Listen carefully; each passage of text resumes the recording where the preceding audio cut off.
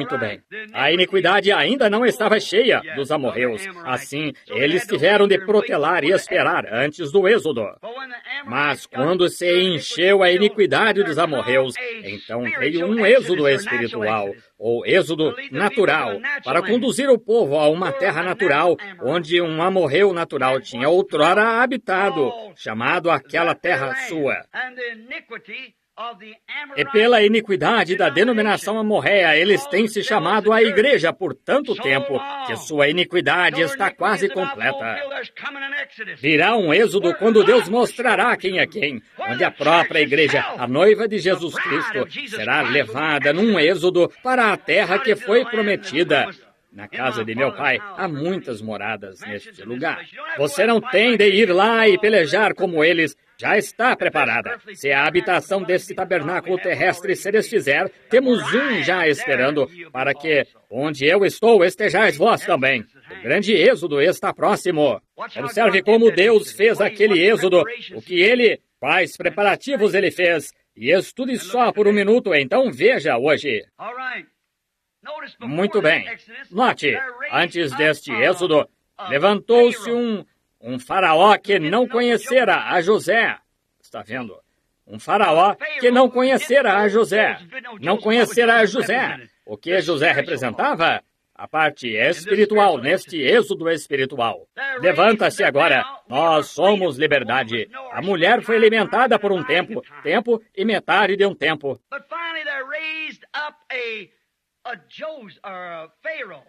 Mas, finalmente, levantou-se um faraó ditador que não conhecia a liberdade de religião, unindo-as.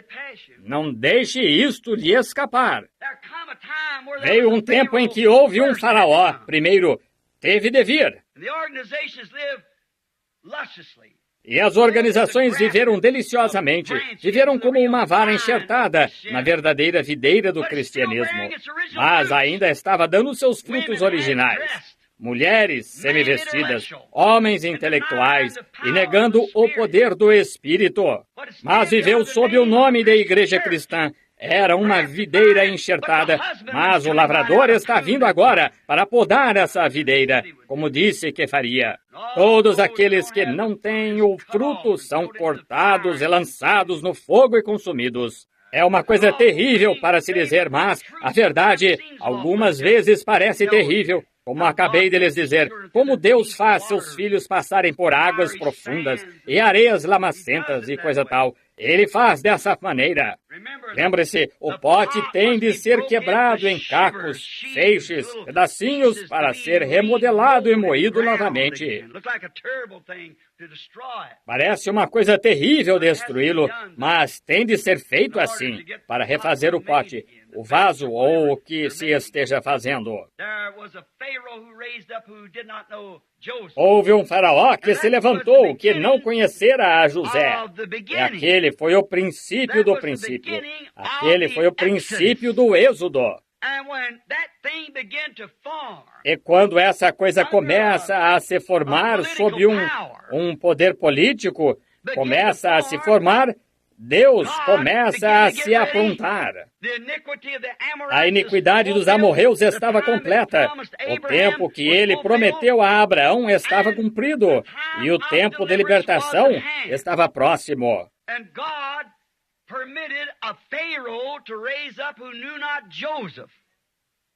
E Deus permitiu que um faraó se levantasse que não conhecera a José. E Ramsés nasceu. E logo depois de Sete veio Ramsés. E Ramsés foi aquele que não conhecera as bênçãos de José.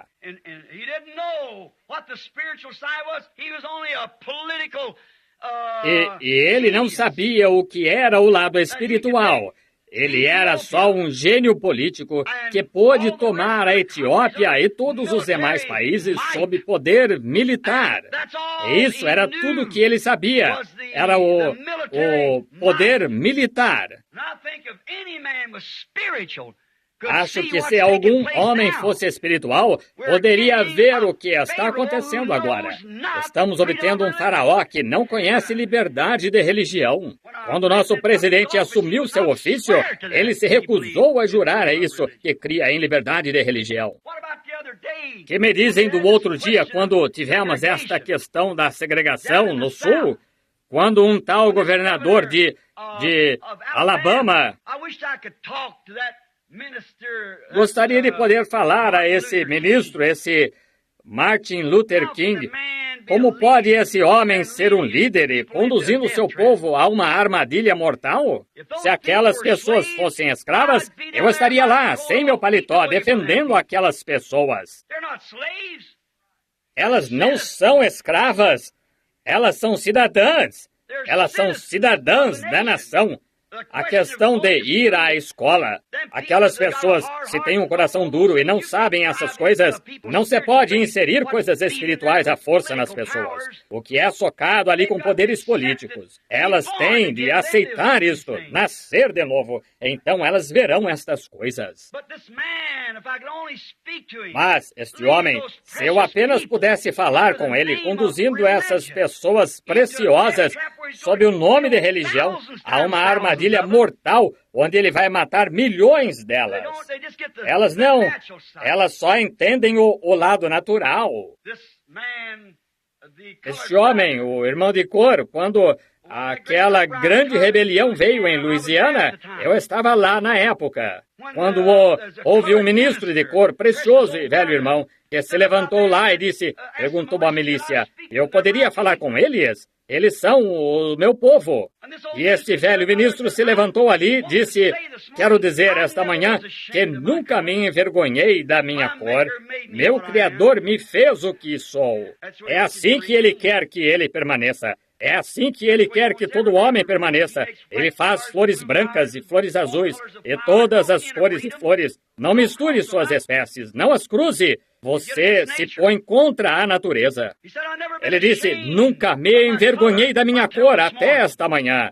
Disse, quando vi meu povo se levantar e fazer as coisas que está fazendo agora, ele disse. Isto me deixa envergonhado deles. Oh, Deus, abençoa aquela voz. Ele disse, vocês só vão causar problemas. Disse, vejam as escolas aqui. Se não tivéssemos escolas, disse, seria diferente. Mas quem tem as melhores escolas aqui em Louisiana? Disse, tomemos, por exemplo, nossa cidade, Shreveport. Disse, há uma escola branca ali. É uma escola velha. Eles construíram outra para nós. Eles não têm nenhum instrumento, um brinquedo para as crianças. Nós temos um pátio cheio. E, além disso, construíram para nós uma grande e vasta piscina de mármore para nossos filhos. E temos os melhores professores que se pode obter. Disse, por que vocês querem ir lá quando temos uma melhor aqui? O que há com vocês? Ele disse. E aquelas pessoas, elas... Urra! Elas abafaram a voz. Aí está, veja, inspiração errada. Se aquelas pessoas fossem escravas, elas são meus irmãos e irmãs. Se fossem escravas, eu diria, unamo-nos a elas e vamos fazer uma passeata e protestemos essa coisa. Elas não são escravas. Elas são cidadãs com os mesmos direitos que qualquer outra pessoa tem. É só um monte de inspiração vindo do inferno para fazer que 1 milhão delas seja morta. Eles começam uma revolução. Certamente que é. Não está certo. Homens e mulheres têm seus próprios direitos. Nossos irmãos de cor, e nossos japoneses, e os amarelos, brancos, negros e o que sejam. Não há diferença na cor de um Deus. Todos viemos de um homem, Adão. Mas se Deus nos separou e nos tornou de diversas cores, permaneçamos assim. Se eu fosse um homem amarelo, eu ia querer permanecer japonês ou chinês. Se fosse um homem de cor, eu ia querer permanecer assim. Deus me fez assim. Francamente, há muito a respeito da raça negra que a raça branca devia ter. Eles não têm preocupação. Eles são mais espirituais. Há 1000 coisas acerca deles que o homem branco não consegue nem chegar perto. Deus os fez assim. Quem poderia chegar a cantar melhor que um coral de negros? Onde você poderia encontrar vozes? Já os vi chegarem das terras lá, sem saber qual era a mão direita e a esquerda. 30 ou 40 tribos diferentes deles, e eles cantam a tal ponto que os mestres ficavam ali e diziam: simplesmente não consigo chegar perto. Ele treinou corais por anos, e um estará uma oitava mais alta ou mais baixa e tudo mais. Disse: escutem isso, perfeitamente, mesmo em língua diferente, eles são dotados. Mas veja, toda esta coisa tende a acontecer, tudo por causa de um político que vocês elegeram com suas máquinas fraudulentas. E outro dia, quando esse governador se pôs de pé ali, jurado e eleito nesse ofício pelo povo, e a questão da segregação conforme a Constituição é que cada estado pode acatar seu próprio pensamento sobre isso. Ele não se importou, mas leu a Constituição e disse: agora a escola é a favor da segregação. Eles têm uma escola lá, e só 2 crianças de cor queriam entrar naquela escola quando tem sua própria faculdade. Mas ele se pôs de pé e disse: o quê? Ele até mesmo leu a Constituição. Então, quando voltar a este companheiro que temos aqui, que não conhece José, liberdade, esforçando-se por obter esses votos dos de cor, e não sabendo que foi um partido republicano que os libertou, para começar, vendendo seu direito de primogenitura a tal coisa como essa para conduzi-los a uma armadilha mortal, para mostrar que todo o sistema feito pelo homem tem de cair. Exatamente. E o senhor Kennedy nacionalizou aquela guarda e enviou aqueles homens diretamente de volta em oposição a seus próprios pais ali de pé sob a Constituição. Isso desobedeceu a Constituição novamente. Disseram: nós não lutaremos, não, senhor. E disse: espero que a nação possa verificar que não estamos mais vivendo sob democracia, mas sob ditadura militar. Vocês conhecem o velho ditado: uma vez um democrata sulista, sempre. Não sei agora. Certamente um homem terá senso suficiente para despertar a algo. Estão vendo? Deixem essas preciosas pessoas de cor em paz. Não as matem lá, como aquele sujeito que atirou pelas costas naquele irmão a outra noite com aquela arma, e seus filhinhos e esposa na casa. Não importa quem ele seja, isso é degradante e desprezível. Sim, senhor. Gostaria de ser o juiz nesse caso uma vez. Atirou naquele homem chegando em casa para sua esposa e filhos. Ele é um cidadão, tem direito de defender o que acha que é certo. Um bom homem. A foto na revista Life, aquele garotinho chorando por seu papai. E algum renegado lá atirou nele pelas costas de emboscada. É isso que você obtém quando rejeita Cristo. Isso mesmo. É a isso que a nação inteira chegou. Tudo sob política. É tamanha vergonha. Mas é isso que queríamos. Nós provamos isto nesta eleição. Meu filhinho me disse esta manhã: papai, os peregrinos, quando vieram para cá, todos pertenciam a esta certa denominação da igreja? Todos eles eram... Disse: eles vestiam grandes casacos? Eu disse: não, querido. Eles vieram aqui em busca de liberdade de religião. Foi para isso que vieram aqui, para sair de sob tal coisa assim. Está vendo aonde chegou agora? Mostra que todos estes reinos têm de cair. Tenho de me apressar. Uma coisa, é minha oração que esse irmão Martin Luther King certamente desperte logo. Ele ama seu povo, não há dúvida. Mas se ele tão somente vir onde sua inspiração... Que bem faria se você fosse à escola, 1 milhão de vocês jazendo lá, mortos? Não seria só ir à escola da mesma maneira? Agora, por fome, se fosse por alguma outra coisa, escravos, o homem seria um mártir ao dar a vida por tal causa. Uma causa digna. E essa seria uma causa digna. Mas só para ir à escola, eu não entendo. Está vendo? Não acho que o Espírito Santo esteja concordando com ele de modo algum nisso. Deixou as pessoas todas exaltadas num monte de sensacionalismo. Veja, do mesmo modo que Hitler fez na Alemanha, conduziu-os direto a uma armadilha mortal, aqueles preciosos alemães. E eles jazeram aos bilhões ou milhões empilhados lá em cima uns dos outros. E essa é exatamente a mesma coisa. E lembrem-se, estou na fita. Vocês verão isso depois. Talvez depois que eu ache partido. É exatamente isso que vai acontecer. Essas preciosas pessoas morrerão ali como moscas. Começam uma revolução, tanto brancos quanto negros lutarão novamente e morrerão como moscas. E o que se tem quando tudo termina? Um monte de gente morta. Mas levantou-se um faraó que não conhecera a José. A mesma coisa hoje. Um homem se levantou e prestou juramento na Casa Branca, que se recusou a prestar este juramento. Não prestará-se o juramento de que crê em liberdade de religião. O que este novo Papa está dizendo? 4 coisas que ele disse. Uma delas é unir os protestantes e católicos. E para qualquer pessoa intelectual, essa é a coisa a se fazer. Mas, conforme a Bíblia, é a coisa errada a se fazer. E a Bíblia disse que eles fariam isso. Vamos um pouco adiante. Neste tempo, Ramsés, no Egito, estava crescendo. Seu poder estava crescendo. O homem natural, Ramsés, estava crescendo. O homem natural, o anticristo, está crescendo agora. Por meio de política, ele já chegou à Casa Branca. Em religião, ele deixou todo o povo tão confuso que eles, de fato, se deixaram levar por isso.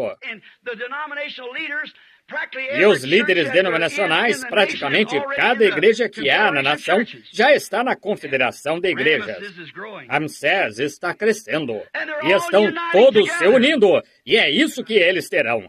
E o que isso causa? Constitui um poder, uma besta, exatamente como a primeira.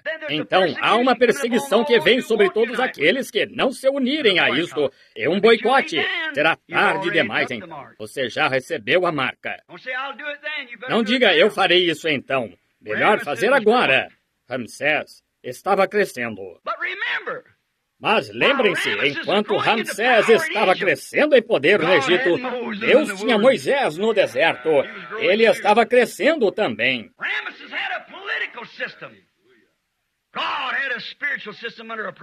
Ramsés tinha um sistema político. Deus tinha um sistema espiritual sob um profeta, pronto a ir para falar ao povo.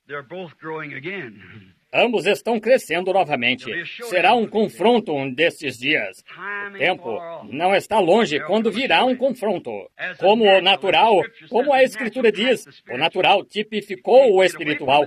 Você não pode escapar disso. Aí está bem diante de seus olhos. É verdade. Veja a igreja agora, chamando a sair, tornando-se poderosa. O Espírito Santo descendo, os mistérios de Deus sendo revelados e postos em ordem. Está vendo?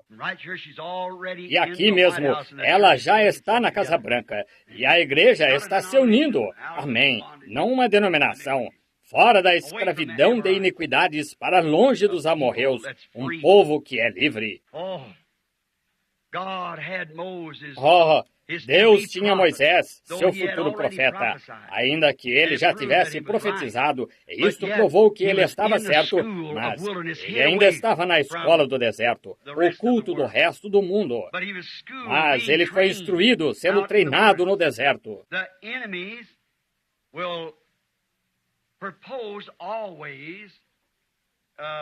Os inimigos proporão sempre seu sistema, e a incredulidade o aceitará porque o inimigo é o sinal intelectual. Agora, lembre-se, há só 2. Não se esqueça disto. Há só 2 poderes. Um é poder espiritual, do Espírito Santo. O outro é o diabo, operando através de poder intelectual. Porque foi aí que ele entrou no Jardim do Éden, através de poderes intelectuais, para fazer Eva crer em concepção intelectual contra a palavra. É tão claro quanto possa ser. As crianças poderiam entender isso. Está vendo? Está vendo? E é assim que tem sido o tempo todo. Aqui está, no Egito, esta manhã, há um poder intelectual operando em Ramsés, tornando-o poderoso, e o levantou, o qual não conhece liberdade para permitir o que José tinha feito, o que a igreja tinha feito no princípio. E agora nós vemos a mesma coisa. Um poder intelectual entrelaçando entre as igrejas se levantou a uma cabeça eclesiástica que não se importa acerca do que a Bíblia disse. Eles têm seu próprio sistema. Não é o que a Bíblia disse, é o que a igreja disse.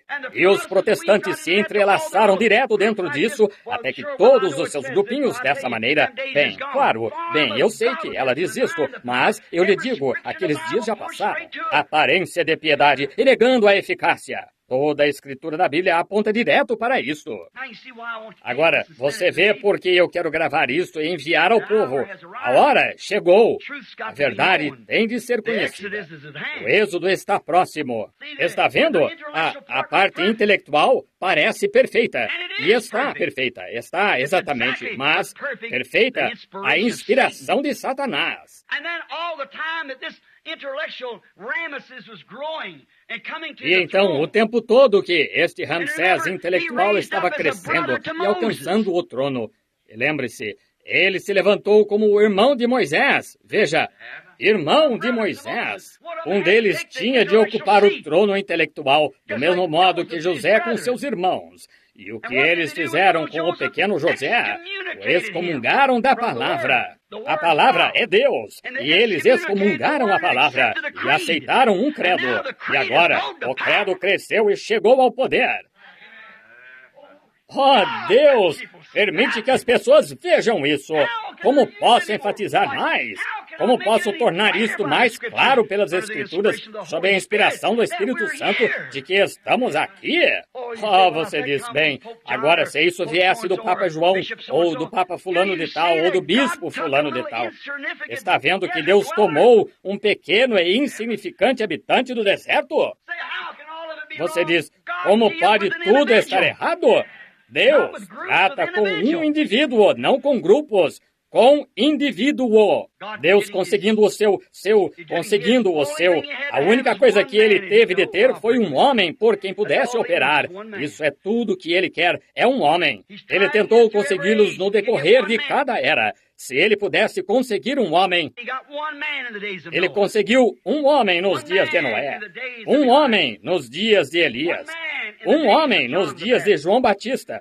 Só um homem é tudo de que ele necessita. Nos dias dos juízes, ele tentou conseguir um homem, Sansão, dar-lhe grande poder, mas ele o vendeu a uma mulher e foi cegado. Foram juízes. Não foi assim. Deus é o juiz. Está vendo? Veja, hoje ele está tentando conseguir um homem que ele possa tomar em sua mão, que diga a verdade, que seja destemido quanto a isto, que não fale meias palavras, que não seja dogmático. Um homem que ele possa segurar em sua mão e mostrar sua palavra viva e mostrar-se vivo. Eu creio que ele poderia aprontar tal pessoa. Eu creio nisso. Eu só creio na Bíblia o bastante para crer que ele poderia conseguir isto. Isso mesmo, que fale a verdade. Após algum tempo, nós verificamos depois que passamos por todas essas escolas. Agora, observe, o inimigo propõe algo, a mente intelectual, porque o inimigo está operando no intelecto. E a mente se estabelece e arrazoa e diz, agora, espere só um minuto. Não é assim que um concílio... Conversei com um homem o outro dia e ele disse, olhe, Billy, ele trabalha para a companhia de eletricidade. Um ótimo homem. Ele disse, quero lhe perguntar uma coisa. Disse, você é irlandês? Eu disse, sim, senhor. Disse, fico meio envergonhado disso, mas ainda assim eu sou. E ele disse, bem, você não sabe que realmente devia ser católico? Eu disse, eu sou o católico original. Você sabe, a primeira igreja foi a igreja católica. Está vendo aonde chegou hoje? Começou no Pentecostes, mas a organização a pôs onde ela está agora. Olhe, e os pentecostais voltaram e se organizaram, fizeram a mesma coisa que a primeira igreja católica. E já estão quase tão longe hoje quanto eles têm estado em 2000 anos. E 50 anos os trouxe quase a isto, está vendo? Ele disse, você não crê que quando um grupo de mentes ecumênicas, aí está, se unem e arrazoam algo, e o grupo inteiro pode concordar, você não acha que eles estariam só um pouco... Eu venho ouvi-lo pregar, disse, mas discordo de você. Eu disse, a única maneira de você poder provar que sua discordância é lógica é prová-la pela Bíblia. Ele disse, a Bíblia não tem nada a ver com isso. Eu disse, para você pode ser que não, mas para mim ela tem tudo a ver com isso. Veja, é a palavra. Ele disse, você não acha que um grupo de mentes ecumênicas se unindo poderia estar mais certa e ter certeza de estar certa do que só um pequeno indivíduo e sem instrução como você? Eu disse... Bem, disse, que direito você tem de dizer alguma coisa contra essa ou contra nossa igreja? Quando tem havido, no decorrer da era, quando tiveram o primeiro concílio de igreja, como você falou lá uma noite, nós ouvimos as eras da igreja, o concílio ecumênico se reunindo em Nicéia, Roma, e formou a Igreja Católica Romana. Disse, você não sabe que houve milhares de homens, espírito, homens enviados por Deus, que se sentaram naquele concílio? E você não acha que a mente deles estaria mais sujeita a conhecer a vontade de Deus do que a sua aqui, depois que Deus provou no decorrer de 2000 anos que essa igreja está certa? Eu disse, ele nunca provou isso. Eu disse, se essa igreja é uma igreja de Deus, que a vejamos produzir como a primeira igreja produziu então. Que a vejamos produzir as coisas que eles fizeram para começar. Quando até mesmo a Bíblia diz que nem mesmo um tio ou um jota falhará dela. E ele disse, qualquer que tirar uma palavra dela ou acrescentar uma palavra a ela, sua parte será tirada. Quer seja um concílio ecumênico ou que seja do livro da vida. Ele está acabado. Disse, Billy, você não passa de um errante. E eu disse, então suponho, certa vez na grande dignidade de Israel, quando eles tinham se separado, como os protestantes e católicos têm hoje, Israel queria permanecer Israel. Mas eu disse, nós verificamos que eles tinham um rei chamado Josafá, um homem justo que tentava guardar as leis de Deus. Mas tinha um outro aqui, chamado Acabe, que se casou com uma mulher política, tentando obter amigos com outra nação, e se casou com uma de suas filhas, Jezabel, e a introduziu também entre o povo de Deus. A mesma coisa que estamos fazendo, introduzindo, e ela se tornou uma governante. Fazia Acabe dizer isso e fazia Acabe dizer aquilo, a mesma coisa que estão fazendo agora. E eu disse, o confronto vem. Eles queriam unir ambas as igrejas, como estão tentando fazer agora. E a Acabe, e até mesmo Josafá, o homem da organização, disse, sim, será ótimo, seu povo é o meu povo, todos somos cristãos. Todos somos crentes, unamo-nos. Mas quando chegou ao confronto, ele disse, não acha que deveríamos ir orar sobre isto? Deveríamos consultar ao Senhor. E ele disse, sim, disse Acabe. Assim ele disse, vou lhe dizer uma coisa, encontremos o profeta do Senhor. Mas veja, Acabe tinha um sistema que ele achava que era do Senhor. Ele disse, tenho 400 deles instruídos e treinados e afirmavam ser profetas hebreus, como grupos ministeriais afirmam hoje. E os trouxe, eles fizeram uma pergunta acerca do resultado da batalha. E todos eles se ajuntaram e se uniram, do mesmo modo que o concílio ecumênico faz hoje, e apresentaram a questão. Sobe, o Senhor é contigo, porque essa terra de fato nos pertence. E lance os sírios para fora dela, e os filisteus. Lance-os fora, porque a terra nos pertence. Isso parece muito razoável, está vendo? No entanto, no fundo do coração de Josafá, isso não parecia certo.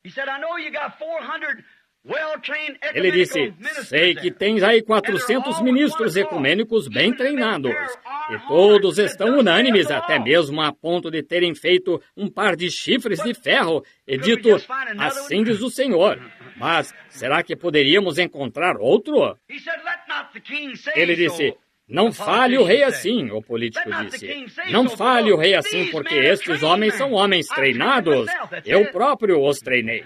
É isto. Está vendo? É isto. Eu treinei estes homens, mas há mais um, porém eu aborreço. Está vendo? Disse, esse é Micaías, filho de Enlá, mas, disse, eu o aborreço. Ele não passa de um renegado entre eles. Ele está sempre repreendendo-os. Ele está sempre me dizendo que estou errado. Veja o meu reino. Sim, veja isso. Veja em que confusão estava. Veja sua denominação hoje tendo a aparência de piedade e negando a eficácia dela. Está vendo? Oh, vocês podem ser 1 milhão a mais e mais 1000, e homens melhor treinados, mas onde estão no Espírito?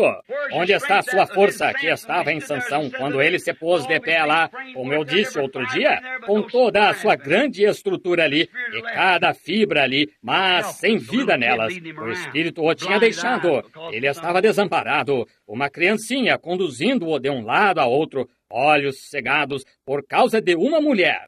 Do mesmo modo que a igreja está hoje, conduzida de um lado a outro por política, bispos, anciãos, todo tipo de coisas. Homens fazendo tramas para conseguir vantagens e tudo mais.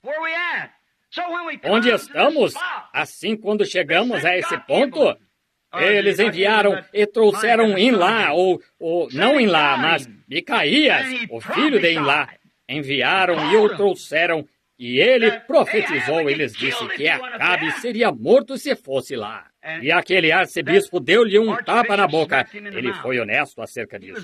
Disse, aonde o Espírito de Deus foi quando me deixou? Disse, tu verás. Disse, ponham-no na prisão, ponham-no no cárcere interior, alimentai-o com pão de tristeza e água de tristeza. E quando eu retornar em paz, disse, tratarei com este sujeito. Em lá, sabendo que estava certo com Deus. Por quê? Sua visão condizia com a palavra. Ele era profeta, e seu espírito e sua visão estavam exatamente como o profeta Elias. Ele disse, se retornares de fato, então Deus não falou comigo. Agora, eu disse a este sujeito, qual estava certo? O concílio ecumênico, onde 400 homens eleitos se juntaram, eleitos por homens, ou um pequeno renegado eleito por Deus? Bem, ele disse, bem, como você saberia a diferença? Eu disse, de volta à planta. Como você sabe construir um edifício sem que haja uma planta? Se eles tivessem parado um minuto e verificado que aquele profeta, Elias, amaldiçoou Acabe e disse que os cães lamberiam seu sangue, e lamberam, como ele poderia abençoar o que Deus tinha amaldiçoado? Como você pode abençoar qualquer coisa que Deus amaldiçoou? Saia da coisa, livre-se dela, entre em Cristo. Amém. Agora, note, mas o inimigo fará proposta. O inimigo proporá uma coisa. Prepara isto. E a mente intelectual diz, está certo. Era aí onde este precioso irmão estava. Este homem, ele disse, parece... Olha aqui, você sabe que se todos estivéssemos juntos como uma igreja, você não acha que estaríamos em melhores condições do que dispersos como estamos agora? Isso não parece razoável se todos os protestantes e os católicos pudessem se juntar e chegar a um ponto em comum? Mas como podem dois andar se não estiverem de acordo? Como você pode, quando um grupo aqui não crê em cura, o outro diz que crê, outro a põe em algum outro tempo passado, alguns nem mesmo creem na Bíblia. Juntar isso, o que você tem? Deus não é autor de confusão. Antes que Deus pudesse chegar a pôr sua igreja em ordem, eles esperaram 10 dias e noites, até que todos se tornaram em um lugar unânimes, e lá veio o Espírito Santo para a liderança, não algum concílio ecumênico. Está vendo? Espero que você entenda isto. Note, esse é o incrédulo, infiel à palavra de Deus, que não nota o que a palavra diz, mas atenta para seus próprios arrazoamentos. Foi isso que Eva fez para começar. Ela confiou em seu arrazoamento. Satanás disse, agora veja aqui, não é razoável? Eu sei que a palavra diz isso, mas... Espere um minuto. Não é razoável que você estaria em melhor condição se soubesse a diferença entre o certo e o errado? Ora, sim, então ela aceitou isso. Está vendo? Assim é com o arrazoamento. Agora, a incredulidade sempre leva a arrazoamentos, mas a fé nem chega perto disso. Não teria sido razoável para nosso pai, o qual é o pai da nossa fé, Abraão, pelo qual somos filhos. em Cristo. Não teria sido razoável que uma mulher de 65 anos de idade, e com quem ele tinha vivido o tempo todo desde que ela era moça, não pudesse ter um bebê? E quando ela tinha 100 anos, ou 90, e ele 100, e ainda nenhum bebê. Não arrazoaria se alguma grande equipe de médicos e ciência submetesse Sara a um exame e dissesse, ora, seu ventre está seco, suas veias de leite estão secas, faz 40 anos. Seu coração, nessa idade, ela não poderia entrar em trabalho de parto. Ora, eram só arrazoamentos, mas Abraão recusou isto. Ele não duvidou da promessa de Deus por incredulidade. Contra arrazoamentos, ele não duvidou da promessa de Deus, não importa o que fosse, porque ele tinha considerado Deus poderoso para realizar tudo o que ele disse que faria. Agora, onde estão os filhos de Abraão esta manhã? Vocês, ministros, que estão com medo, vocês com medo do seu pão e água na rua, se deixarem essa Babilônia. Onde está a sua fé? Davi disse, outrora fui moço e agora sou velho. Nunca vi o justo desamparado, nem a sua descendência a mendigar o pão. Não tenha medo, permaneça fiel a Cristo. Mas a incredulidade captará razoamento. Foi isto o que fez. Agora você entende isto? A incredulidade confia nos arrazoamentos, nas coisas do dia presente. A fé não faz isto.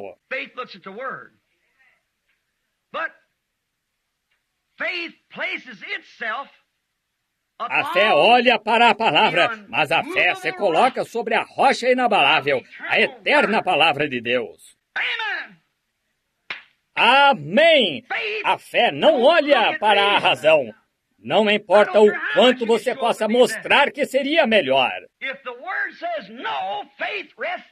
Se a palavra diz não, a fé descansa ali. Esse é o santuário do lugar de descanso da fé. Quero perguntar a vocês, luteranos, esta manhã, vocês batistas e vocês católicos, e vocês, o que vocês sejam, vocês denominacionais ao redor do mundo, como vocês podem pôr sua fé em sua denominação quando ela é contrária à palavra? Que tipo de fé vocês têm? Vocês têm poder de arrazoamento e não fé, porque a fé é pelo ouvir. Ouvir o concílio ecumênico? Poderiam vocês, disse, vocês poderiam obter isso no almanaque de aniversário das senhoras, mas nunca encontrarão isto na palavra de Deus. A fé é pelo ouvir, e o ouvir pela palavra de Deus. Amém! Dizer-me que um homem pode falar qualquer coisa contrária a isso e dizer que é a palavra de Deus, quando passará os céus e a terra, mas essa palavra não. A fé encontra na palavra seu santuário de descanso.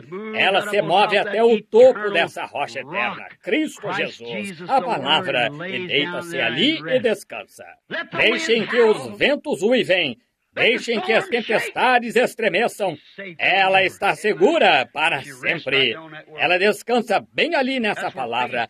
Aí é onde a fé, a genuína fé cristã, descansa.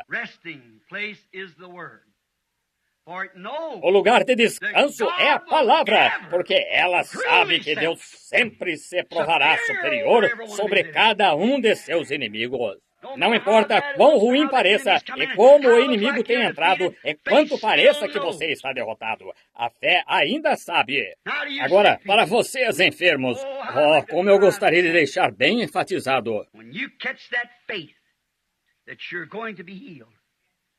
Quando você capta essa fé de que vai ser curado, toda circunstância, tudo mais, todos os sinais, todos os sintomas podem apontar que você está morrendo, você nunca se moverá.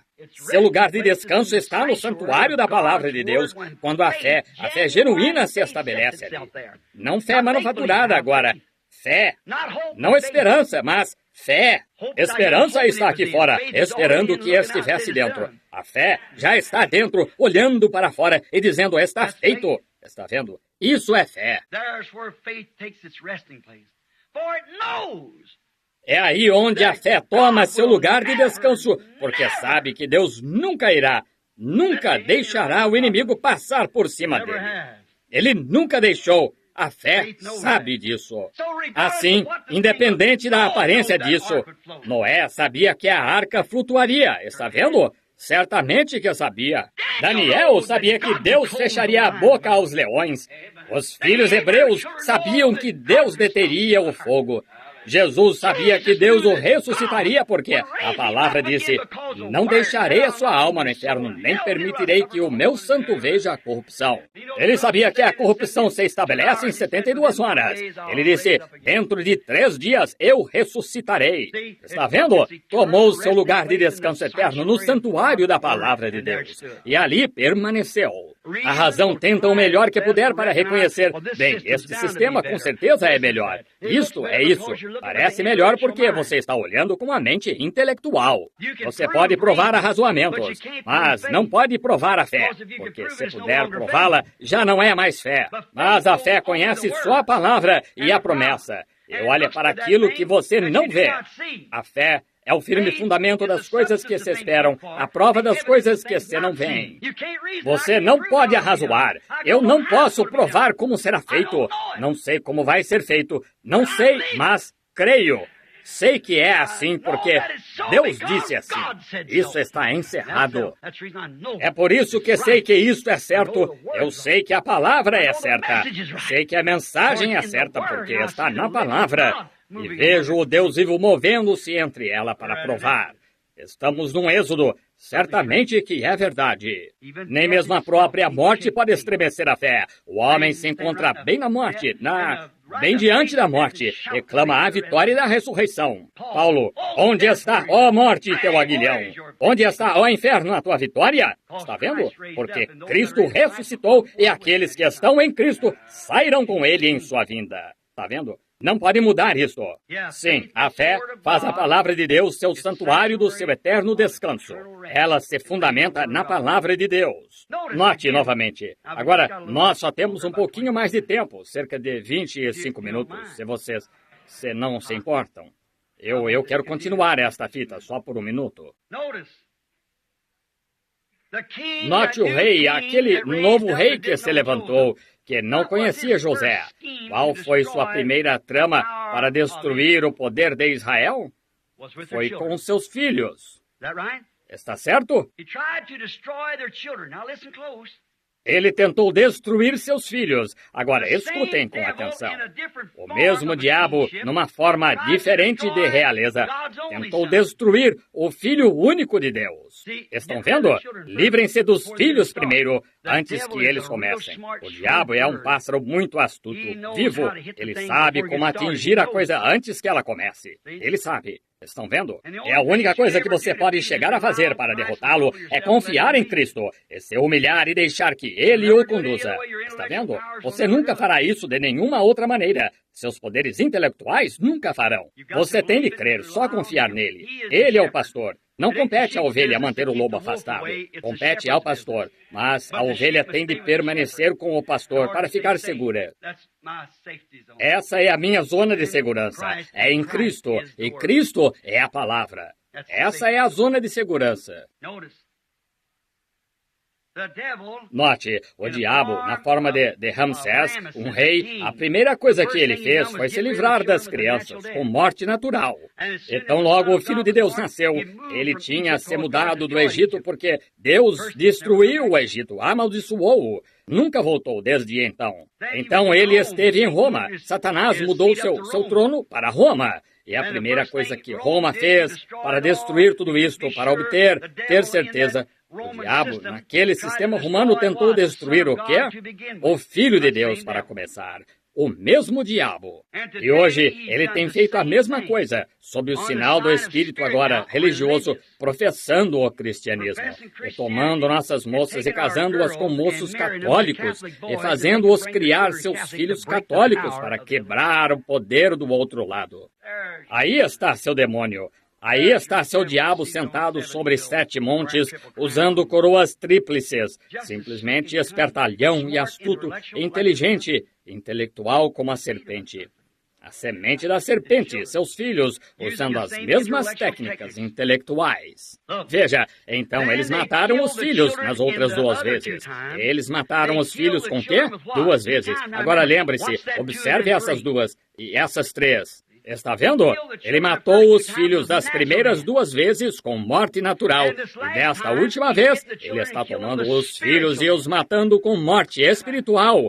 Casando, misturando-os em casamento. Daniel não disse a mesma coisa neste reino do ferro e barro, que eles misturarão aquelas sementes tentando quebrantar o poder do outro povo? E é isso que estão fazendo. Até que conseguiram isso agora. Eles introduziram um presidente. Agora a próxima coisa que você tem a fazer é introduzir o cardeal. Introduzir o gabinete inteiro. E então o que você vai fazer?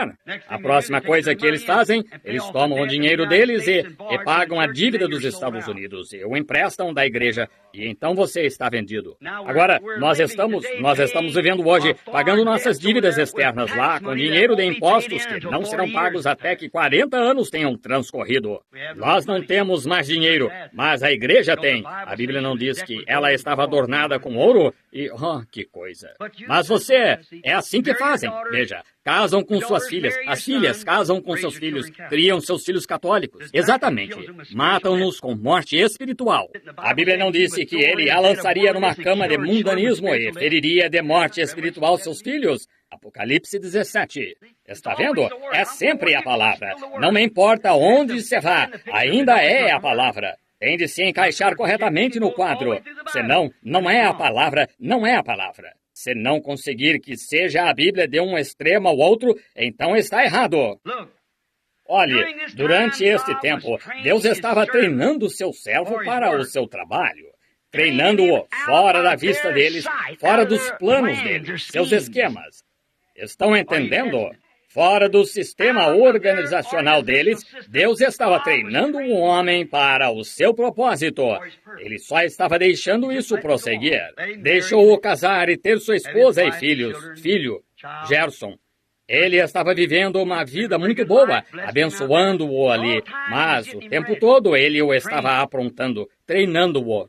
Deus e seu inimigo fizeram, no natural então, exatamente como Deus e seu inimigo estão fazendo no espiritual agora. Eles os mataram com morte natural, agora com morte espiritual. Está vendo? Deus estava aprontando um homem natural, seu profeta, para ir ao Egito. E Satanás estava aprontando um Ramsés, seu homem natural. Veja, aprontando um homem natural. O quê? Para matar, ou unir todos os egípcios e hebreus, fazer com que eles ainda os servissem. É por isso que é tão difícil para a mente arrazoar contra um sistema educacional que pode provar seus pontos. Está vendo? Isso mesmo, sua mente sempre irá à educação. Intelectuais e mente que arrazoa nem mesmo veem isto. Vocês assistiram os 10 Mandamentos de Cecil DeMille? Acho que muitos de vocês assistiram. Não creio em ir a cinemas, toda esta coisa. Mas recomendei à igreja que qualquer um, se não tivessem nada além disso, que quisessem assisti-lo, estaria bem se quisessem fazê-lo. Porque eu não deixaria. Primeiro, alguns de meus irmãos foram. Eles vieram me contando. Havia muitos anos que eu não ia a um. Finalmente, eu fui aqui quando estava sendo apresentado nesse drive-in. Eu o assisti, eu vi o que era. Então disse à igreja, se quiserem ir ver esse, está bem. Ali estava. Foi admirável, bonito. Como aquele engano do diabo, como astuto ele foi ali, como ele se moveu ali para matar aquelas crianças. E como a mente intelectual captou e creu nisso, porque eles podiam ver, era razoável. Oh, como Deus estava o tempo todo treinando este profeta. É como o Egito estava treinando em política este Ramsés para assumir o controle. Então a grande disputa veio certo dia entre o poder intelectual e o espiritual. E Ramsés, com todos os seus deuses, encontrava-se ali e derramando água para abençoar o Deus do Nilo. Deus o atingiu e sangue jorrou dele. Ele teve... eu achei que foi impressionante. Veja, ver o que aconteceu. Agora observe, o intelectual sempre começa a razoar, e não pode ver o lado espiritual porque é intelectual. Tampouco pôde em qualquer outro tempo. Eles não podem vê-lo agora. Não puderam ver isto nos dias de Elias. Como poderia este velho profeta de rosto barbudo, Deus me perdoe por dizer uma coisa como essa, mas eu tornando mal, e Deus sabe que estou tentando tornar isto tão ridículo quanto posso, de modo que vocês possam ver o Espírito de Deus. Como Paulo disse, não vim a vós falando palavras persuasivas e de sabedoria, para que vossa mente se desviasse para a sabedoria, mas vim com o poder do Espírito Santo, para que a vossa esperança e confiança descansasse não na sabedoria do homem, mas no poder de ressurreição de Jesus Cristo. É por isso que estou tornando isto tão ridículo ao chamar o grande profeta piedoso com um rosto barbudo, porque ele deve ter sido uma coisa de aparência terrível ao se pôr de pé ao lado de um sacerdote bem vestido e chamar-se de homem de Deus. Olhe para ele. Você podia ver a santidade daquele sacerdote na mente intelectual. Você podia ver o turbante em sua cabeça e o virado e o éfode dependurado em seu peito aqui. Você podia ver o azeite da unção natural sobre sua barba, descendo as bordas da sua veste. Você podia ver os fogos do sacrifício ardendo e todos os rituais em ordem. Agora, é a isso que a mente natural teria se inclinado. É isso que estão tentando fazer hoje. O olho, a porta da alma, mas veja, o olho espiritual atrás daquele olho. Eles viram este velho de aparência barbuda ali de pé, cabelo no peito, e um grande pedaço de pele de ovelha enrolado em torno de si, de couro, um cinto sobre os lombos, provavelmente descalço, braços magricelas, a pelanca assim, e uma barba branca que caía cobrindo todo o seu rosto, e uma vara torta na mão ali de pé. Mas o olho espiritual pôde ver o poder de Deus movendo-se ali, porque estava exatamente de acordo com a palavra. Não o que o intelecto vê, o que o olho espiritual vê. E o olho natural hoje vê uma igreja deslumbrante, um companheirismo com o prefeito da cidade ou outros mais na organização destas denominações. E falham em ver o poder do Espírito Santo quando ele pode ressuscitar os mortos e curar os enfermos. E como, está vendo? Eles olham e observam Hollywood, e observam o povo na rua. As mulheres hoje pensam, bem, esta mulher, Suzy, ela pertence à igreja. Ela tem cabelo curto, ela usa maquiagem, todos na cidade gostam dela. Eu gostaria de saber quanto ao céu, está vendo? Quando é contrário à palavra, Deus não pode endossar isso. Ele estaria endossando contra si mesmo. Ele estaria negando sua própria palavra. E saiba-se isto, que Deus nunca fará isso, ainda que passem o céu e a terra. Uma mulher de cabelo curto é uma maldição à vista de Deus, ou uma mulher que vista trajo de homem. Está vendo? O olho espiritual capta isto. Eles vivem para a vida futura. A mente natural vive para arrazoar as coisas carnais do dia. Note agora, Deus fazendo isto, e ainda assim as pessoas não sabiam. A mente carnal acompanhava o arrazoamento. Deus está agora chamando um êxodo espiritual. Ao passo que ele chamou um êxodo natural para seu povo, ele está chamando um êxodo espiritual hoje. Ao seu o quê? Seu eleito. Só ao seu eleito. Agora, o Egito não pôde ver que Israel estava certo, ainda que o sangue do cordeiro estivesse na porta, e na ombreira da verga, e as coisas que estavam acontecendo. E Deus ali, movendo-se neste profeta, e tomando a palavra de um homem, deixando-o se levantar ali, e tomar um cajado no qual estava se apoiando, e estendê-lo para o leste e dizer, haja moscas, e se espalhem sobre os egípcios. Caminhou ali atrás, e todos diziam, nada aconteceu, nada aconteceu. Mas, dali a pouco, uma velha mosca verde deve ter começado a girar por ali. Após algum tempo, elas eram provavelmente 2 libras por jarda quadrada, as quais foram criadas pela palavra de um homem.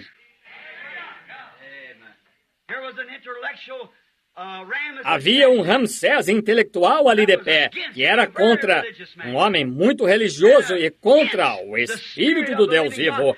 E a mente natural só pôde ver Ramsés, mas a mente espiritual viu a promessa e a viu se cumprindo. Bem, se Josué e Caleb puderam chamar aqueles amalequitas e heveus e jebuseus como se não estivessem lá, ainda assim 2 ou 3 ou 4 vezes o tamanho deles, e a mente natural em Cádiz Barneia, quando os espias atravessaram, disseram: não podemos fazê-lo, eles são demasiados. Bem, somos como gafanhotos ao lado deles. Mas Caleb e Josué viram a promessa de Deus, disseram: somos mais do que capazes de fazê-lo. Por quê? Eles estavam olhando. Deus disse: eu vos dou a terra. Está vendo? A mente carnal não entende isto. A mente espiritual capta. É porque, quero lhes perguntar uma coisa. Por que os egípcios não viram estas coisas? Porque não eram eleitos.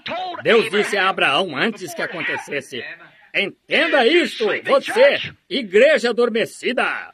Deus disse a Abraão antes que acontecesse: a tua semente peregrinará no Egito por 400 anos, e eu os tirarei. Foi por isso que eles viram, porque foram eleitos para ver. Eles são a eleição. Israel foi eleito para ver o sinal de Deus, e eles saíram do Egito, onde os incrédulos pereceram. E hoje, Deus está chamando seus eleitos, a semente espiritual de Abraão, pela fé que ele teve na palavra de Deus. Não estão vendo a semente espiritual hoje? Isso não vê a igreja intelectual, vê a palavra.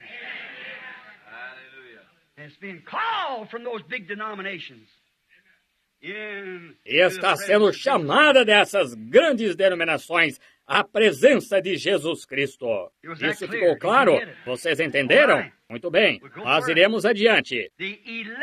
Os eleitos somente.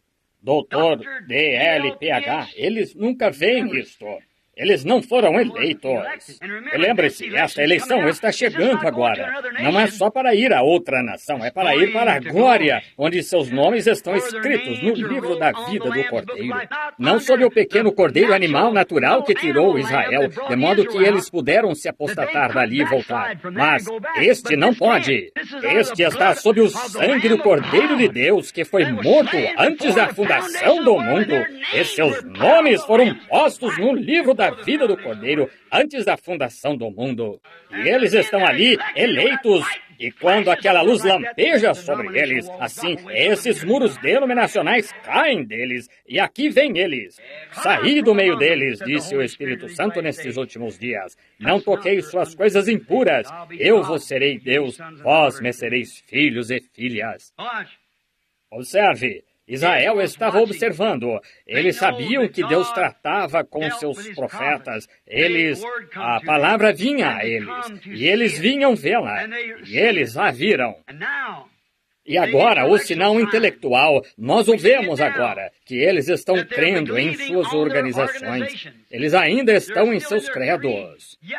Ainda assim, eles, do mesmo modo que Balaão estava, que subiu ao topo do monte, onde Israel estava, lá estava Israel, não uma nação, era só um povo vagueando, e era culpado. E Moabe, seu irmão, o intelectual, o homem organizado, subiu ao topo do monte com o bispo ou o profeta que eles tinham, e ergueu um altar, ofereceu o mesmo sacrifício, mas ele falhou em ver a coluna de fogo e a rocha ferida no meio de Israel. Assim é hoje. A mente intelectual estava olhando para a celebridade ali de pé. Eles falham em ver a rocha ferida.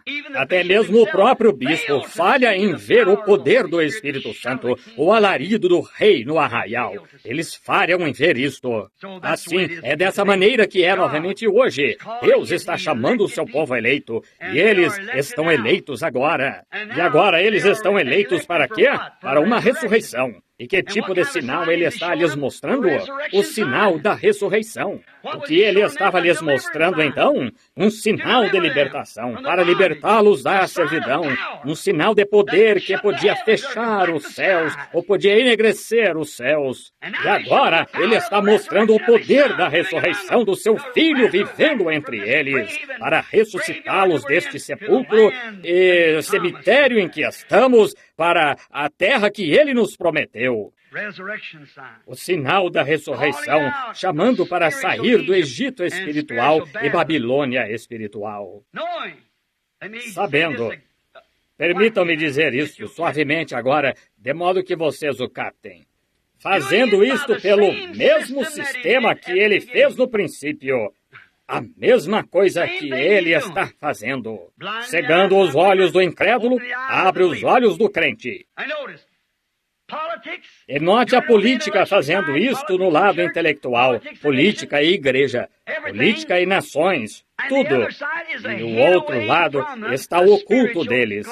Uma causa espiritual. Deus tomou um homem no deserto, treinou-o e o trouxe de volta, e assumiu o controle da coisa e tirou o povo. Está vendo o que quero dizer? Ele não pode mudar seu programa. Ele é Deus. Ele nunca tratará com um grupo. Nunca tratou. Ele trata com o indivíduo. E ele tratou e tratará. E ele prometeu, até mesmo em Malaquias 4, que faria isto. Isso mesmo. Assim aí está a sua promessa. O que ele foi, promete o que ele disse que faria, e aqui estamos. Que povo feliz devíamos ser, dando-lhes o sinal, pelo sinal da sua palavra prometida. Palavra prometida. Ele prometeu que faria isto. Restaurará a fé do povo, o coração do povo de volta à fé dos pais pentecostais originais. Ele prometeu fazer isto, mostrando os seus sinais. E como aconteceu nos dias de Sodoma, assim será na vinda do Filho do Homem. Que tipo de sinal as igrejas viram em Sodoma? O que a igreja intelectual viu? 2 pregadores. O que viu a igreja espiritual eleita, Abraão e seu grupo, viram Deus manifestado num corpo de carne humana, que pôde discernir o Espírito e dizer o que Sara estava dizendo detrás dele. Como aconteceu nos dias de Ló, assim será na vinda do Filho do Homem. Nós vemos o Espírito Santo entre nós, fazendo a mesma coisa, operando em carne humana. É a hora. Estão vendo? Estamos exatamente aqui, amigos. Isso é tudo. Um êxodo está em andamento. Mas agora, note, ele fez isto então por meio de quê? Note, e pense com entendimento espiritual. Que o Espírito Santo simplesmente afaste a velha atitude de indiferença agora e olhe com atenção. Quando Deus chega a tomar uma decisão para fazer alguma coisa de uma maneira, ele nunca pode mudá-la. No Jardim do Éden, quando ele quis redimir um homem de volta ao companheirismo, ele tomou uma decisão. Foi o sangue. Tentaram instrução, tentaram denominação, tentaram nacionalizar e tudo mais. E nunca funciona. Há só um lugar em que Deus chegará a se encontrar com o homem, que é sob o sangue derramado, como foi no Éden. Isso nunca mudou. O único lugar em que Deus se encontrou nos dias de Jó foi sob o cordeiro sacrificial. O único lugar em que ele se encontrou nos dias de Israel, sob o cordeiro sacrificial, como ele fez no Jardim do Éden, sob o cordeiro sacrificial. O único lugar em que ele se encontra hoje não é nas denominações. Eles se desentendem e batem boca entre si. Não em igrejismo, eles ainda fazem a mesma coisa. Não nos intelectuais, eles estão todos confusos. Mas sob o sangue do cordeiro, todo crente pode se encontrar em companheirismo onde a vida está.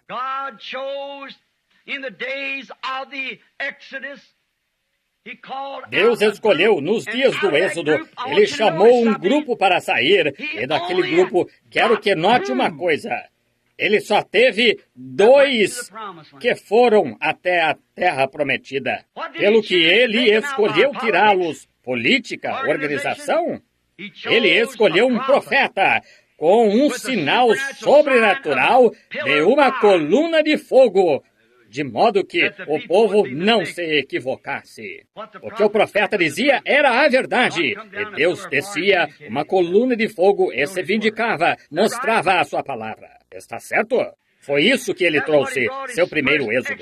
Seu segundo êxodo, Deus sempre vai em 3. Ele é perfeito em 3. Todos vocês notem a minha pregação, são sempre 3 e 7.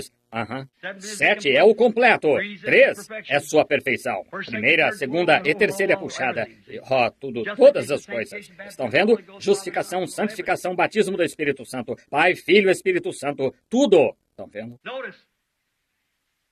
Notem o que ele fez. O primeiro êxodo enviou um profeta ungido com uma coluna de fogo e chamou o povo a sair. Esse foi seu primeiro êxodo. E quando o tempo de Israel havia chegado, ele enviou novamente um Deus profeta com uma coluna de fogo. João a viu descendo do céu como uma pomba. E ele disse, vou para Deus e volto para Deus. Depois de sua morte, sepultamento e ressurreição, Saulo de Tarso, a caminho de Damasco, viu essa mesma coluna de fogo. E sendo hebreu, bem instruído na palavra, disse, Senhor, quem és? Ele sabia que era o Senhor, aquela coluna de fogo. Ele era hebreu. Disse, quem és? E ele disse, eu sou Jesus. No segundo êxodo, ele trouxe um profeta ungido, que foi seu filho, Deus profeta. Moisés disse que ele seria profeta e tinha a coluna de fogo e fez sinais e prodígios. E aquele mesmo profeta disse que qualquer que crer em mim também fará as obras que eu faço. E aqui ele prometeu a mesma coisa no êxodo nos últimos dias, e ele não pode mudar isto. E por prova científica, pelo testemunho do Espírito, pelas obras do Espírito, nós vemos hoje a grande coluna de fogo movendo-se entre nós. E os sinais e prodígios da ressurreição de Jesus Cristo, chamando o povo de um denominacionalismo à presença de Jesus Cristo para viver indo a uma terra. Não há engano, amigos. Não é o que eu estou dizendo. Eu sou apenas seu irmão. Mas é o que Deus está provando para vocês, o que torna isso a verdade. A mesma coluna de fogo que ele usou para os outros dois, ele a trouxe entre vocês hoje e provou-a por meio científico. Como vocês sabem, a revista Life publicou isso no mês passado, ali onde... Quantos estavam aqui e me ouviram contar acerca disso, o que aconteceu antes de isso assim fazer? Acho que quase todos na igreja. Aí está. Eles não sabem de que se trata tudo isto. Os cientistas estão tentando. Qualquer um que tirou foto dela ligou uma nuvem a 26 milhas de altura, na forma de uma pirâmide.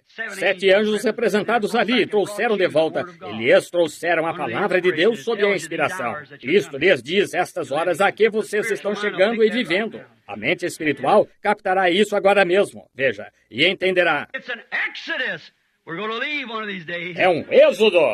Nós vamos partir um destes dias. Graças a Deus. Lembrem-se, eu encerrarei num minutinho. Tenho 10 minutos. Note, a coluna de fogo que os chamou a sair conduziu-os à terra prometida sob a unção de um profeta. Uma coluna de fogo que eles podiam ver conduziu-os à terra prometida sob um profeta ungido. E eles constantemente o desprezaram. Está certo? Claro. Agora sei que temos de ter um batismo. Tenho aproximadamente mais 6 páginas aqui, eu acho. Mas vou parar agora, num minutinho. Observe, estamos num chamado a sair. Sai da Babilônia, povo meu, disse a voz do anjo. Para fora do quê? Confusão. A metodista está certa, ou a batista, ou a católica? Sai disso. Deus está certo. Como sabe que a palavra de todo homem seja mentira e a minha a verdade? Sai disso. O que você sabe? A mesma coluna de fogo. O mesmo Espírito que unge, conduzindo para a terra prometida. Note, conduziu-os, tirou-os. Conduziu-os à terra prometida, Israel, a nação. E o mesmo Deus, a mesma coluna de fogo, isso só dizem que é aquela câmera, quando vocês leram George J. Lacey, não eu agora. Vocês leram que George J. Lacey examinou aquela foto. O chefe do FBI tem impressão digital e documentos. Ali está a sua declaração. Alguém diz, lentes submetidas a dupla exposição. Milhares de pessoas a viram com seus próprios olhos. Nós ficamos aqui e a vimos. Vocês a viram. Não é. Disseram, foi uma ilusão de ótica. O que o Sr. Lacey disse? O olho mecânico desta câmera não fotografa a psicologia. Não foi ilusão de ótica. Está ali, a mesma coluna de fogo. Então dizem, bem, aquilo foi ilusão. Agora, câmeras todas a centenas de milhas de Tucson. 6 meses antes que acontecesse, nós lhes dissemos, pelo Espírito Santo, que eu iria lá para receber as novas. Porque o escrito da pirâmide do lado de fora, como o irmão teve o sonho, e eu interpretei para vocês. Essa é a inteira interpretação. Agora, todos os mistérios de justificação, santificação, batismo do Espírito Santo foram explicados. Agora, apanhando as extremidades soltas disso, o que estava oculto nos 7 selos, não nas 7 igrejas. Os 7 selos revelaram os mistérios. E então ele abriu esta coisa completamente no topo e encontrou uma rocha ali, branca, mas que sobre ela nunca tinha sido escrito. Era um mistério. Fui a Tucson, predisse antes que acontecesse. Fiquei ao norte de Tucson, testemunhas encontrando-se aqui com isto, quando uma explosão veio que soltou as montanhas do chão quase. E ao mesmo tempo, um círculo de luz pairando no ar além, quando a ciência tirou as fotos, agora 26 milhas de altura, cerca de 5 vezes além do alcance da neblina ou qualquer coisa que fosse. E nem mesmo conseguem descobrir o que causou isso.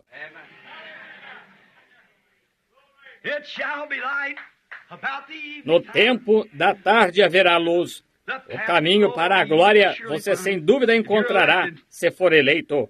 Se essa semente cair sobre terras secas, sobre pedras, ela nunca fará nada. Corações duros, petrificados, que querem ser indiferentes.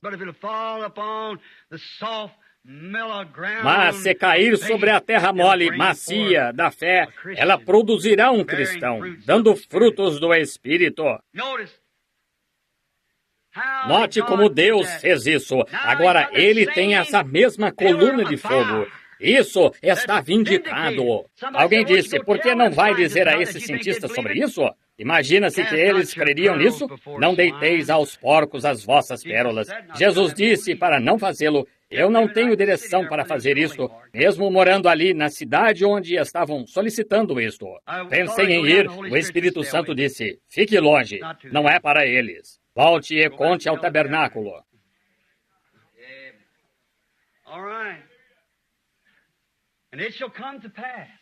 Muito bem.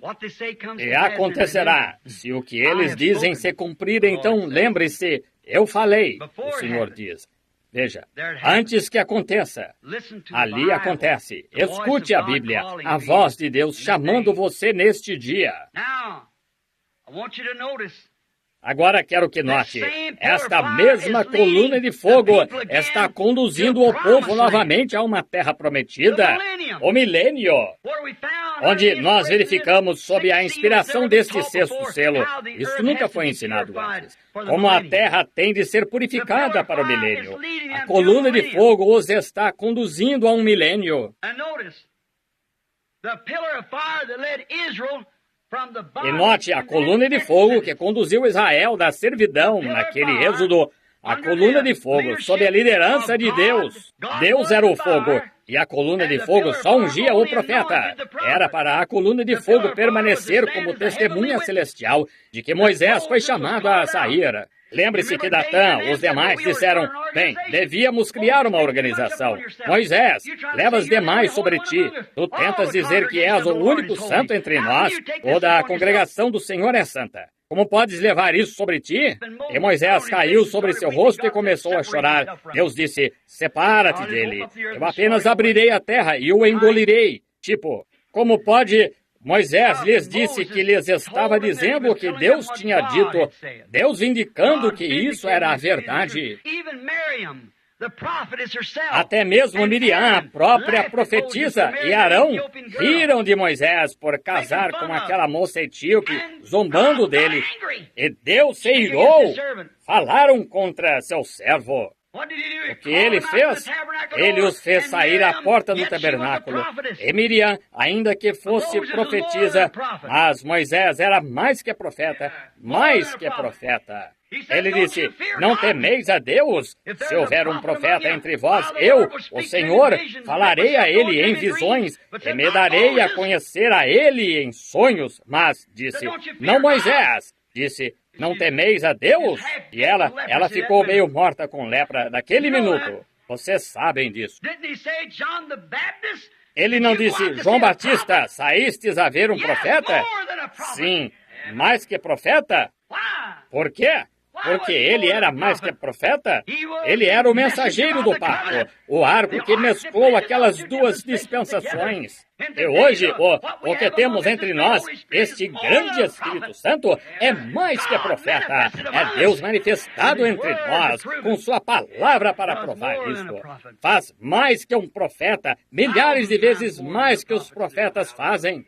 Elias, um dos maiores profetas da era, só fez 4 coisas sobrenaturais em toda a sua vida de 80 e tantos anos. E Eliseu, com uma porção dobrada, fez 8. E nós vemos milhares e milhares, com nossos próprios olhos, vemos o anjo do Senhor numa coluna de fogo. Pesquisa científica levando isso ao mundo, sabendo que eles vão ser julgados por isto. O que aquele cordeiro fez, aquele anjo do Senhor que foi Cristo? Vocês creem nisso? São João 6, todos eles estavam bebendo esta água e se regozijando e exultando. Ele disse, eu sou o pão da vida que vem de Deus, do céu. Eu sou aquela rocha que esteve no deserto. Disseram, agora sabemos que estás louco. Tu estás louco. Tu tens um demônio em ti. Tu és um homem louco com um demônio.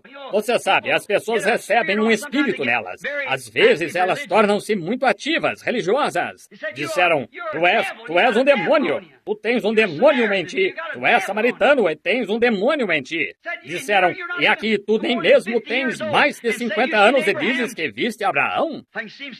Posso vê-lo recuar alguns passos, disse, eu sou o que sou. Antes que Abraão existisse, eu sou. Aquele foi um fogo ardente, aquela coluna de fogo na sarça. Quando ele morreu e ressuscitou ao 3º dia, e Saulo se encontrou com ele no caminho, ele havia voltado a ser aquela coluna de fogo. Disse, vim de Deus e vou para Deus. Quando Pedro estava na prisão, aquela coluna de fogo entrou, abriu as portas e levou-o para fora. Isso mesmo. Para onde aquela coluna de fogo os conduziu? Agora lembre-se, Moisés não era a coluna de fogo.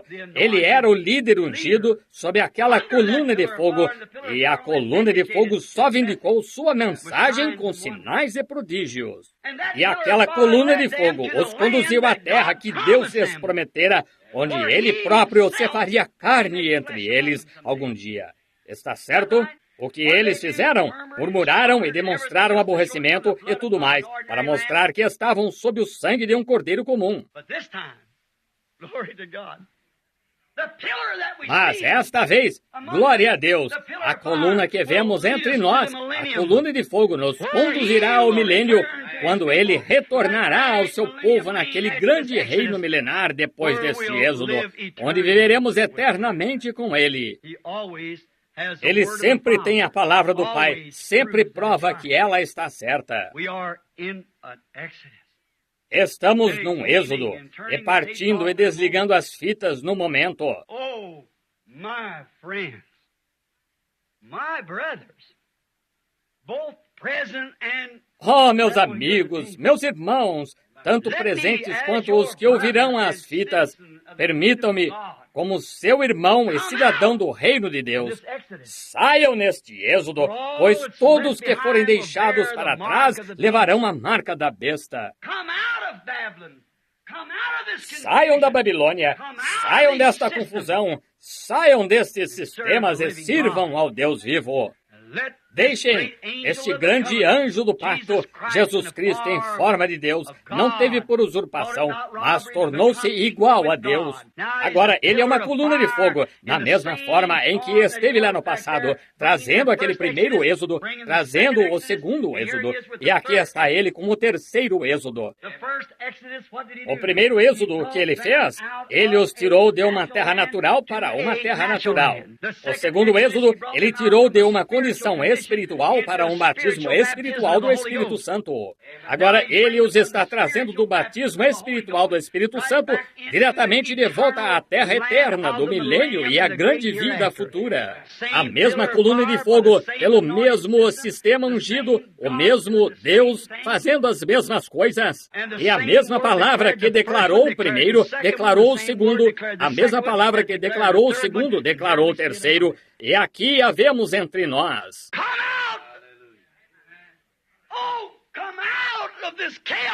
Saiam! Oh, saiam deste caos! Venham ao Deus vivo! Venham à palavra! E a palavra se fez carne e habitou entre nós. E agora, ele está em nossa carne, habitando entre nós. Saiam e sirvam ao Deus vivo, enquanto inclinamos a cabeça.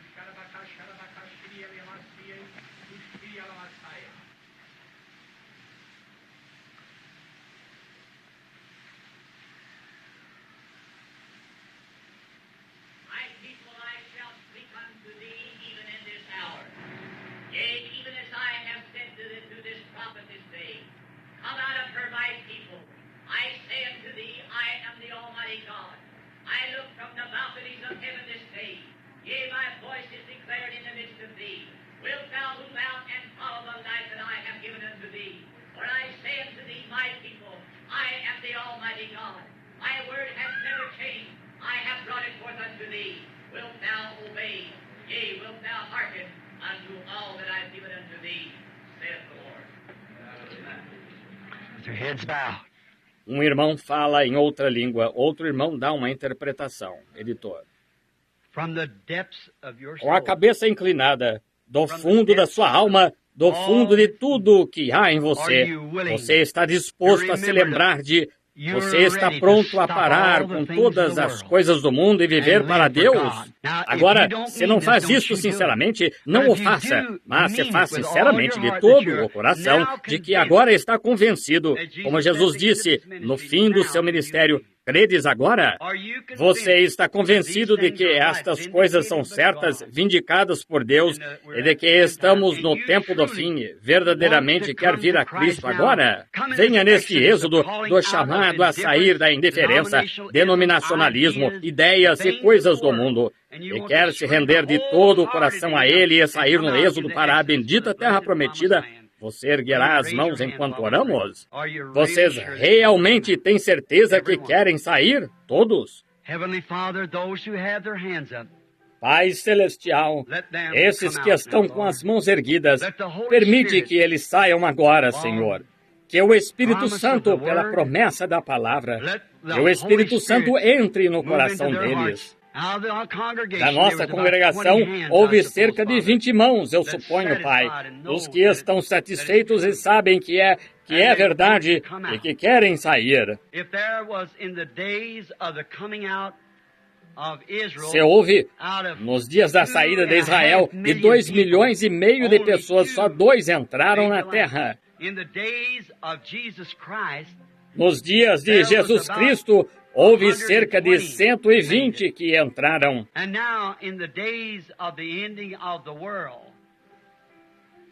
E agora, nos dias do fim do mundo, tu disseste, estreita é a porta e apertado o caminho, e poucos haverá que a encontrem. Mas espaçoso é o caminho que leva à perdição, e muitos entrarão.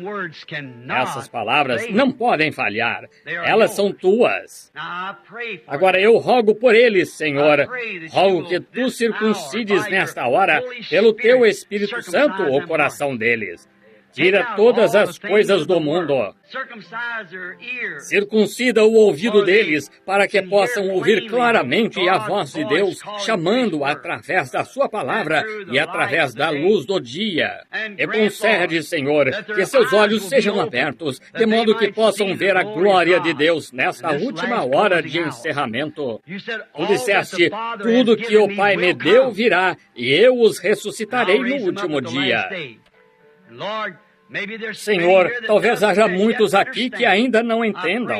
Rogo que tu trates com eles e lhes permitas ter outra oportunidade, Senhor, de modo que possam entender, ao te ouvir falando através da tua palavra, provando-te a ti mesmo, e então fala-nos na voz sobrenatural, e então com uma interpretação, ao ver as tuas grandes obras, provando que isto é verdade, conforme a Bíblia. Eu rogo, Deus, que tu nos perdoes os pecados agora, e enquanto estou debruçado sobre esta palavra.